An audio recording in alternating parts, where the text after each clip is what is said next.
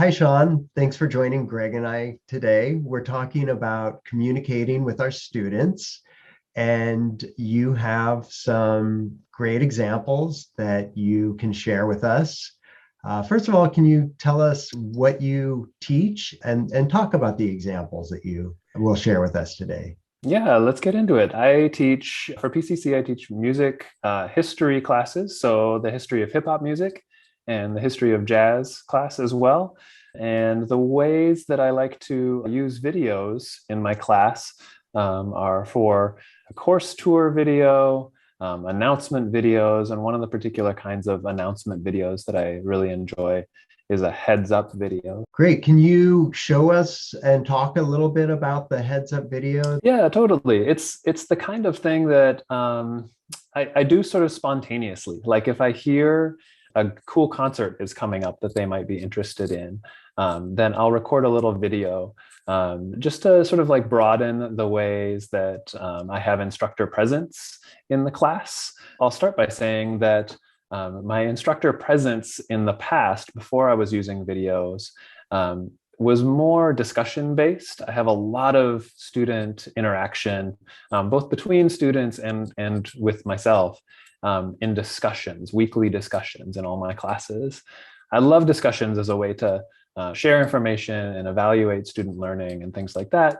But the kinds of interaction that we do there are sort of limited. It's all text-based. And I find that videos allow me to really get my own personality into the class in a way that that I missed being able to do not being in front of the class. Maybe I'll just show you an example here. I'll share my screen. I might share like a heads up announcement, like there's this concert coming up that you could use for your concert report. It's tomorrow. Hey folks, I just wanted to let you know that I added a last minute gig that you can go to for your concert report. It's tomorrow, Thursday, at Sylvan Ridge Winery. It's about 14 miles outside of town to the southwest. Google says it'll take you an hour and a half to bike there, or you can drive there in about 20 minutes.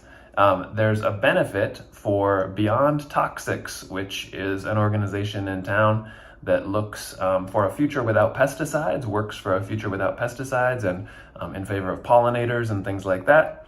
And the music starts at 5:30 with the Olam Alves trio, goes till 6:30, and then by 7 o'clock, my own group, or I will be playing with the group, the Haley Loren Band. She's a great vocalist in town, internationally known and successful.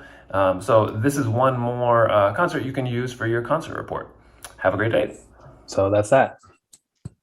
Sean, it's an awesome video because students can see you as a player, as an instructor, and then talking about sort of really important events going on. So you're communicating a lot to students with what you're saying and what you're showing. It's a really wonderful technique.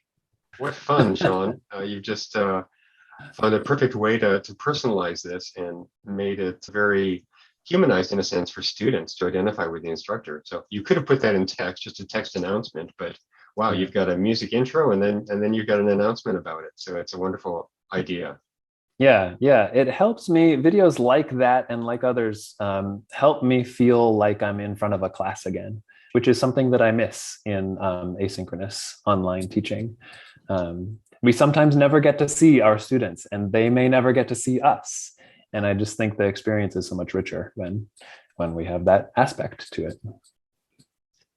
Sean, I really like how you've been using these heads up videos. It's a great opportunity for students to see their instructor, which really helps to personalize it. So that's terrific.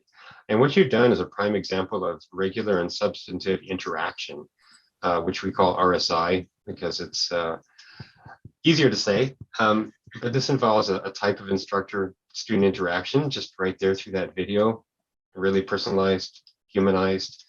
And the interaction builds a stronger sense of instructor presence, which is going to lead to stronger student persistence, retention, and overall success in the course. So I think that's terrific. And now I wonder if you'd share a bit about how this has helped student engagement in your class. Yeah, definitely.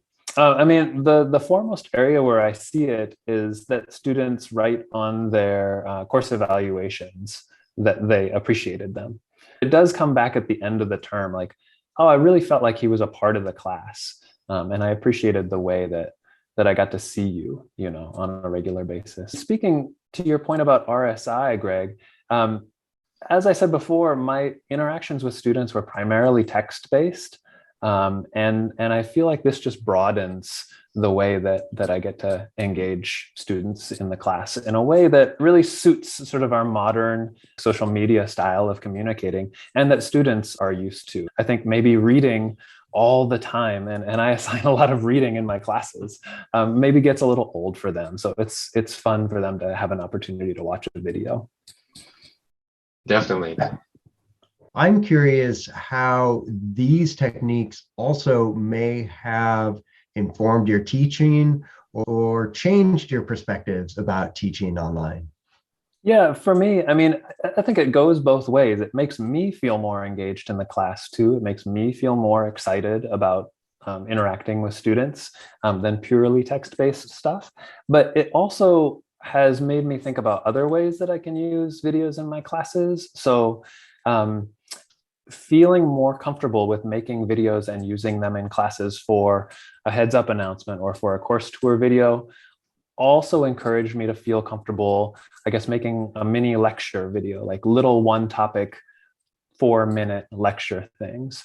And maybe I hold up a visual aid. That's just a more engaging way, I think, to deliver course content and create some breadth in the way that course content is delivered. So Sean, there are probably instructors watching this video who might like to try some of this on their own. Do you have any advice, any recommendations for those who would like to start experimenting with this? Yeah, absolutely. I mean, the barrier to entry is very low with this stuff. So the first thing I'll say is that anybody can do it. You take a video, just like you would take a video of anything. And then what I do is I just upload it to YouTube and I host it on my own private channel. So then it never expires, it never goes away. I get to control who sees it. And YouTube makes it very easy to get stuff onto their platform. Sean, I also heard you mention a course tour video that you have done. Could you show just a little bit of that and tell us how you use that and how that may be different for students and the benefits for students? Yeah, totally. So this is my course tour video for a hip hop class. Hey folks, welcome to Music 216, the history of hip hop music and culture. My name is Sean Peterson, and I'll be your instructor for this class this term. I wanted to make this video to give you a short tour of the class so that you get some basic orientation to where you are and what we'll do here in the course. What that does, I've just put that in sort of like a landing, like welcome announcement. It's the first thing they see. It's the biggest thing on the homepage the first time they enter the course, and they can just hit play. Again, it's an embedded YouTube video. It's right there for them in front of them, and they just hit play and go. I tend to like my videos to be, in the 6-minute neighborhood, I think is a good thing, but my course tour videos always end up going over 10. I think I just talk so much about what we do in the class, but at the very least, what I like that to do is get some instructor presence, get me in front of them right away. Yeah, that's great. You've been very thorough and really have personalized it. These have been all really wonderful examples of ways that you communicate with your students, have that regular and substantive interaction with your students throughout the course. So I just want to thank you again for sharing with us these very easy to implement strategies. Yes, thank you, Sean. It's been excellent. Very helpful to have you share your course and the tours and what you do with video with us today. So really appreciate it. Thank you. My pleasure. Thank you, Greg, and thank you, Paul.